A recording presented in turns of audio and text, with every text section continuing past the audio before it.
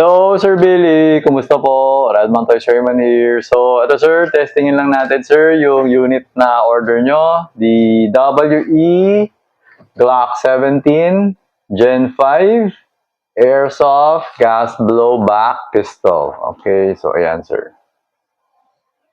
Alright. So ayan. Okay, top. Okay, rear sight.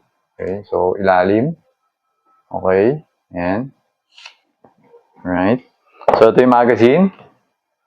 Nilagyan ko na siya ng 2, 4, 6, 7, 8. 8 na bala. Okay? So, yan ang magazine. Okay? Okay?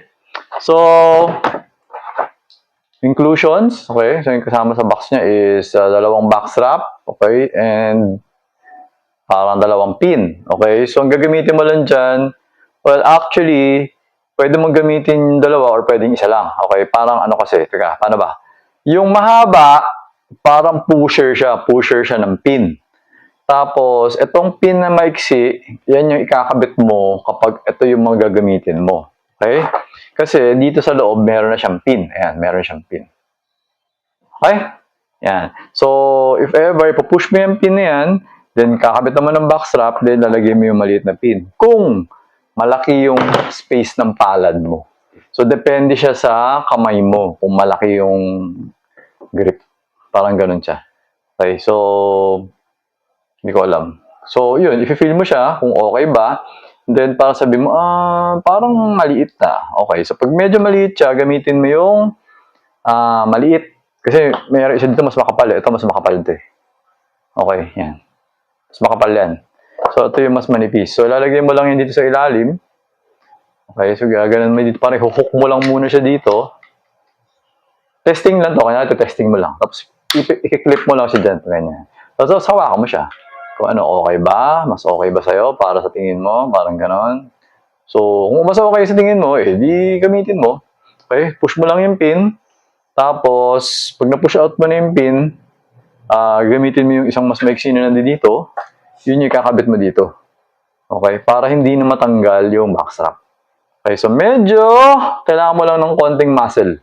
Kasi, parang masikip siya. So, medyo kaya, pag pinasok mo dito sa isang side, yung kabilang side, parang medyo nakaangat. So, kailangan para ididiin mo siya para mamapush mo. So, medyo may konting pressure lang yung kailangan. Yun. Okay? So, yan. Ngayon, kung medyo nahihirapan ako, tinatamad ka, pwede gusto mo, ganyan na lang din. Okay? So, yan. Alisin ko na. So, ito. Alright? So, FPS test natin, tapos check natin kung test fire natin. Test natin kung o-open. Teka lang, nagbabasaan naman yung kamay ko. Okay. So, test natin kung mag-open slide. Kung may encounter na malfunction. Okay. Although, meron before, pero, ano siya, after 3 shots, may nag-malfunction na yung unit. So, ganun siya. Kaya ever since, lahat ng unit na nire-release natin, tinetesting ko na talaga. Parang, wala nang tanong-tanong, wala na tayong pag-uusapan, testingin ko kasi I want to be 100% sure na the unit is perfectly working and it's not defective. Okay, kasi after nung gano'n, pag na-testing mo na siya ng gano'n, na-testing mo na siya ng 5 shots, 6 shots, 7 shots, walang masira. Parang wala na sisira eh. Based on my experience kasi never na ako nagkaroon ng may nasira after nun. If ever na may nasisira, yun nga, sa first 3 shots pa lang, pak, pang 4th shot, nagloko na siya. So, bakit? Ba't nagloko? Kinalas namin, pagtingin ko may naputol na part. So, yun, ganun lang naman siya. So, ever since, wala na akong na-encounter na may problema. Okay? So, sir, always remember, no, pag hawak ng baril, okay, lagyan mo to as high as possible. O ganyan. And always remember to keep your trigger finger out. So, normally, ganyan talaga yung mangyayari pag inangat mo to sa taas, no? Nandito yung daliri mo. Pero mabilis na naman din siya ipasok, no? Konti lang, eh. Okay, so, yan. Sa loob na, wala pang 0.5 seconds, di ba? So, yan. Tapos, always remember to keep the muzzle at a safe, always make sure that the muzzle is pointed at a safe direction. Okay, so, yan. Alright, so, inserting the magazine. Wait lang, teko lang, just to make sure na walang bala. Okay, okay, wala naman. Okay, pasok. Alright, so, Chrono is 00. Ayan.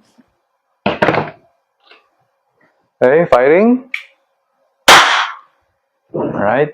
As usual, snappy and medyo malakas. 368.5 kasi pag mga WE talaga medyo malakas. Okay. Second shot. 358.8.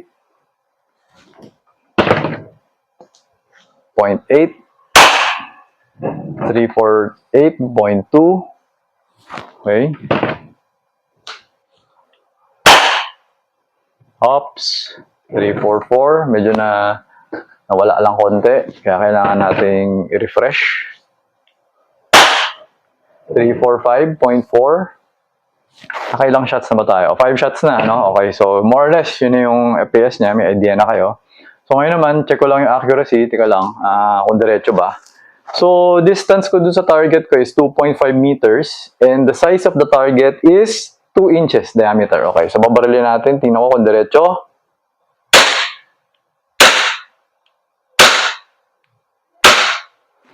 And yung BB na, diretso naman. Okay, so tinamaan ko yung, ilan ba yun? 3 shots or 4 shots? Lahat na doon sa loob ng 2 inches na diameter na bilog. Okay? Tapos, sabihin ako, nakalimutan ko na. Ang bala na gamit natin is 0.20 grams na BB. Okay, so kasi yung groupings niya medyo, hindi siya isang butas lang eh. Kumbaga, merong nasa right ng konti, merong nasa gitna, merong nasa left, ganyan. So, yung groupings niyan, or yung accuracy niya, or yung precision niya, mas maging consistent kapag mas mabigat yung bala. Okay, so, doon sa mga kapanood itong video na to, marami natatanong sa akin. So, doon sa mga natatanong sa akin, ano ang bala na para sa airsoft gun? Okay, so, para sa airsoft na pistol or para sa airsoft na rifle, anong bala ang compatible sa kanila? Okay, so, number 1, guys, tatandaan ninyo, ito pala, sir, no? So, alisin ko lang muna yung ano. So, nag-open na yung slide pala. Wait lang. So, nag-open na yung slide. Removing the magazine. Okay. Pull back the slide. Open na yung slide. Nag-open na yung slide kasi wala nang bala. Okay. So, pull back the slide. Hammer down. Okay. So, yan. So, ito guys, sa mga natatanong sa akin, madalas, dami nag-PM kasi sa akin na to. Ano daw ang compatible na BB? Kasi pag bumibili sila, syempre, di ba, meron kasi sa inyo, isang listahan ng mga BB. So, merong 0.20, 0.23, 0.25, 0.28, 0.3, 0.32, 0.36, and so on and so forth. Okay? So, ngayon, tatanong ninyo, ano bang compatible na BB? Lahat naman yung compatible. Ang importante lang naman kasi pagdating sa airsoft, mapa airsoft pistol or mapa airsoft rifle, or mapa airsoft submachine gun, is the size of the BB should be 5.95 mm. Yun yung pinag-uusapan dyan. Okay, yun yung size. Kasi yun yung size ng barrel. So, hindi ka pwede gumamit ng 4.5 kasi maliit yun eh. Hindi ka pwede gumamit ng 5.00.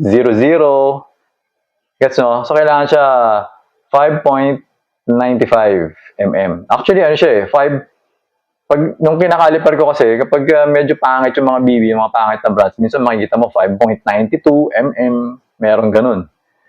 Tapos minsan may nakahalong 5.93, 5.94, ganyan. Pero normally, nasa 5.94 siya kasi pag makikita mo sa box, nakasulat dyan, plus minus 0.01 mm. Parang ganun siya. So, yun yung option niya. So, basta kailangan 5.95. Okay, so, karamihan naman pag sinabi naman airsoft, automatic na yun eh. Ngayon, yung mga makikita mo 0.20, 0.23, bigat yun, bigat, weight. Kasi, parang ano siya eh, iba-iba kasi yung construction ng mga BB. So, di ko alam eh kung alam niyo, merong mga bagay, di ba? Merong mga plastic, mabigat. Merong plastic, magaan. Di ba? Parang ganun siya. So, parang depende sa quality ng material na ginagamit. Ngayon, yung mga sobrang bigat talaga na BB, actually, ano siya, meron na siyang halong, meron ako 0.5. Tapos meron siyang halong stainless na powder para bumigat na siya. So, hinahaluan na nila ng bakal talaga. Tapos, alam ko namamagnet ko yun. Hindi ko nga alam buti namamagnet. Basta namamagnet siya. Okay? So, plastic pa rin siya, pero may halo na siyang stainless powder. Those are 0.5. Okay. So, ngayon, bakit, alam ko na-explain ko na ito. Bakit meron 0.20, 0.23, 0.25? Bakit iba-iba yung weight? Ano kasi yun? May kinalaman siya sa hop-up. Hop. Okay? Kasi, ang BB kasi, nasa baril, umiikot kasi yan. Okay? So, kapag yung BB mo magaan, tapos mataas yung hop, tendency, pag putok man yan, depende sa FPS, pag dipad ng ganun, biglang akyat, gumaganon yun. So, para hindi siya umakyat, kailangan medyo heavier yung BB. Ganun siya. Okay? Medyo heavier para mas diretso siya. So, may mga meron siya mga timpla-timpla. Kaya medyo umaabot ng, yung iba, umaabot ng 0.5. Okay? So, depende kasi sa barrel. Ang mga barrel, iba-iba yung hop-up backing niya, iba-iba yung setting, iba-iba yung quality ng rubber, iba-iba yung kapit, no? So, doon sa mga mas gusto makaintindi, yung ibig sabihin ng hop-up is parang pectus. May pectus kasi yan umiikot. So, pag nadadaanan siya ng hangin, may pectus, umakit siya. So, pwede nyo rin i-google Magnus effect. Magnus effect yung tawag dun sa effect na nangyayari. Dun sa phenomenon na nangyayari. Kaya bakit umaakit yung BB ng pataas pag umiikot. Okay? So, yun yung dahilan kaya sobrang dami. Okay? Kasi nga, kung gusto mo ngang lumayo yung lipad ng BB mo, yun yung medyo a-adjustin mo, yun yung medyo kakalikutin mo, yung hop-up. Okay? Ngayon, kapag hindi naman natin masyadong pag-uusapan yung hop-up, kasi nga, medyo complicated nga ang airsoft actually. Pero hindi naman siya ganun complicated. Okay? Ano siya, pag sabihin natin, para hindi natin mapag-usapan yung hop-up, para hindi natin mapag-usapan yung mga umaakit na bala, yung mga ganyan, kailangan yung distance mo doon sa target mo, medyo limited lang. Medyo maiksi lang. Okay? Kasi yung mga hop-hop na yan, gumagana lang yan pag medyo malayo na. Pag wala na siyang forward momentum. Kasi kahit sabihin natin mataas na mataas yung hop mo, tapos yung BB mo, yung forward force niya, pag labas niya dito, malakas, hindi talaga yan aakyat. Kahit sabihin natin magaan pa yung BB. Parang for example, ginagamit natin 0.2, di ba? Ang lapit lang yan, hindi siya aakyat. Kasi ang lakas ng forward momentum niya eh. Gumagana lang yung mga spin, yung mga hop-up, kapag medyo malayo yung distance, tapos humihina na yung forward momentum ng BB. Pag humihina na yung forward momentum ng BB, yun, doon na yung part na akit na siya. Kasi nakarely na siya doon sa spin.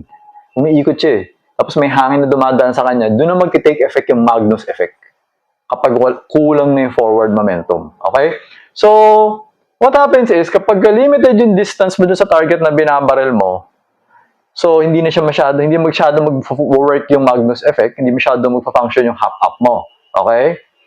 Ang mangyayari ngayon dyan is that the heavier BB tend to fly straighter na. So, pag gamit natin 0.2, tapos, gamit natin 0.2, di ba? Tapos yung unit mo, medyo malakas yung power niya.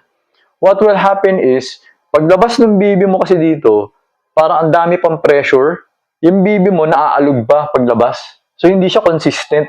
Kaya pwedeng pumunta siya sa yung groupings niya, pag sinabi kasing groupings, is yung hits. So, pagka gano'n, may hits, ganyan. Malaki yung groupings niyan. Pag yung groupings, makita naman di ba? Hindi. Yan. So, ibig sabihin ng groupings is, for example, meron ka hit dito, hit dito, ito yung grouping mo. Kapag ka may hit ka dito, ito yung grouping mo.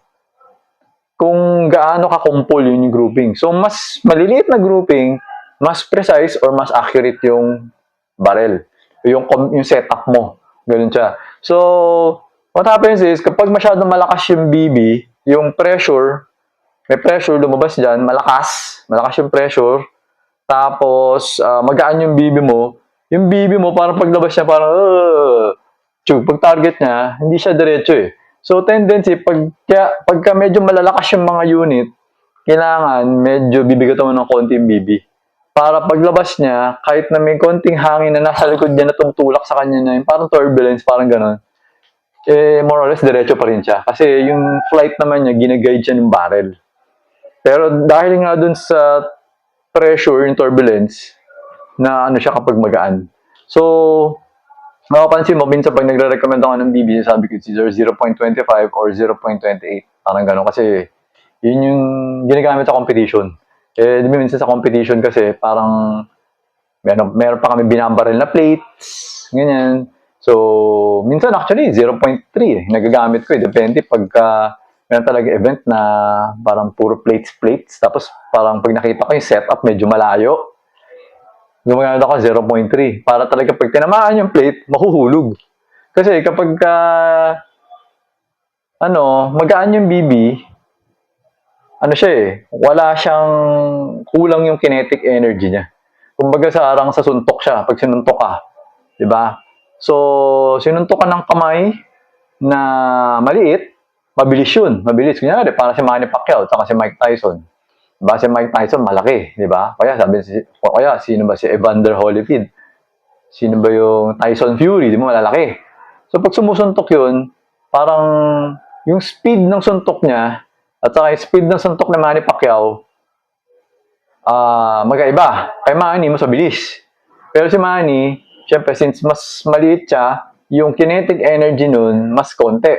Unlike kapag yung mga malalaking tao, Tyson Fury, malaking tao yun. So, pag sinuntok ka nun, tinamaan ka, yung kinetic energy nun mas malakas. Parang ganun din yung mga BB. Parang ganun din yung mga weight. Yun yung difference ng 0.20 saka 0.3. Meron difference na 0.1 grams, 0.10. Okay? Isipin parang konti lang, di ba? Pero may factor siya pagka nag-airsoft ka. Kaya pa minsan, pag gusto mo talaga matuto, gusto mo maintindihan sinasabi ko, bili ka ng mga BB or manghingi ka.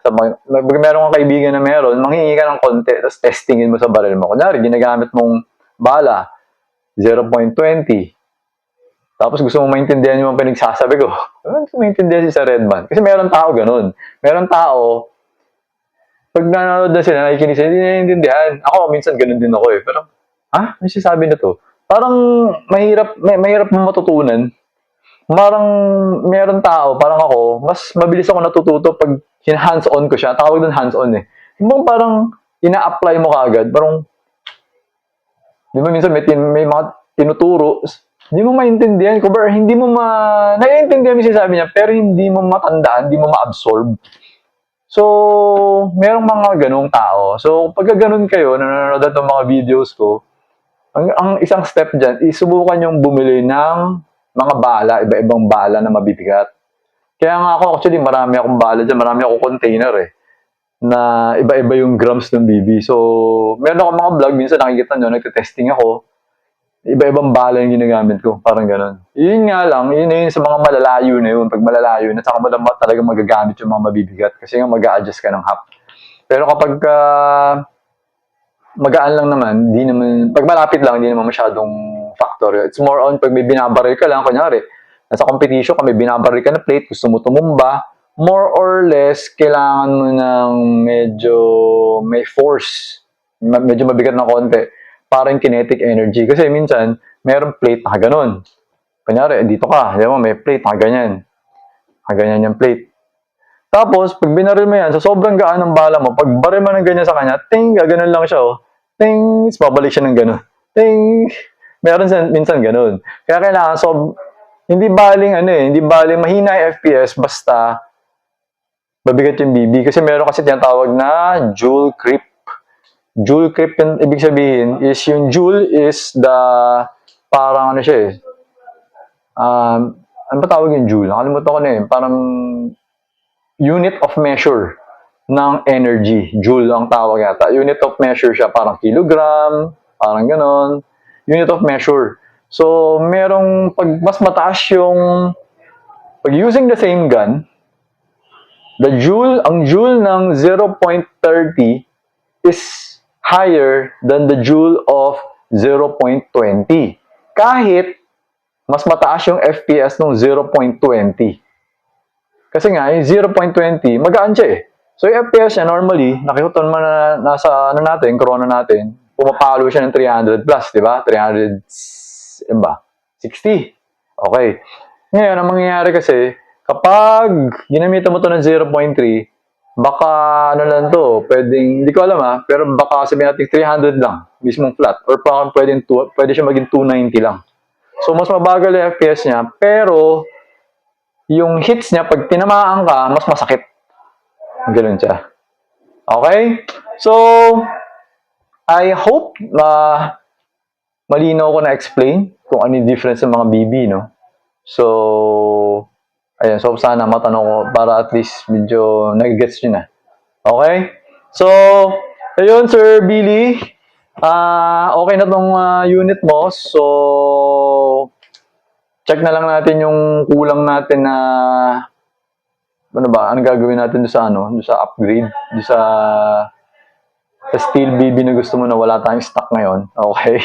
So, yun na lang, sir, no? Pag-usapan natin. Para at least sa testing natin unit mo, pagka nag-finalize tayo doon, pwede ko na siyang ipack tapos dalhin ko na siya sa courier. Okay? So, ayun, sir. Thank you for watching. Thank you for your order. Until next transaction, sir. Always remember to stay safe, stay great, be good, and be thankful always. God bless po, sir. Bye-bye.